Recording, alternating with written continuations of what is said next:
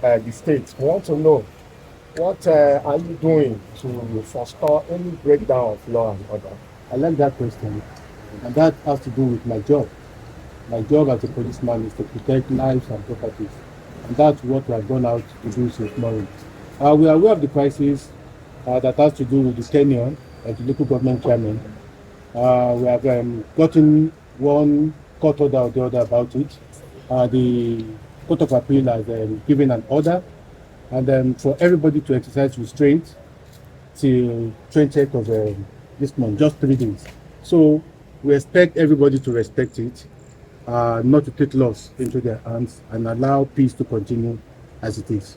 So when you say we expect everybody to respect it, it looks like you're assuming that people will just obey. And we know that human nature is not like that. There are people who would want to show themselves. In fact, we've seen videos circulating online, people threatening that, oh, we are here to chase these people out, and counter threats from both sides, right? So just like you asked, there is a palpable fear that there may be a breakdown of law and order. We need you to reassure Rivers citizens who are listening to you right now that that will not be allowed. Sincerely, our officers have been out for the past 3 days. I just finished addressing these officers you see here, and I thank them for the good job they have done. Because they have been out since 4 o'clock in the morning, and they just came back since morning. We are not taking it lightly. We are ready to go. Our officers have been on show of force. We have had additional men given to us from the headquarters. The equipment has been serviced. We are ready to go.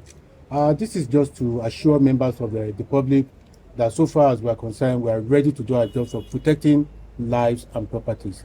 And we have tried our best. We have warned anybody who would want to take laws into their hands. I want to use this opportunity to talk to parents, to call their children and talk to them, so that their children will not be used as cannon fodder in this crisis. Are there plans to protect the local government headquarters? Everything that has to do with government, every human being in this community will be taken care of.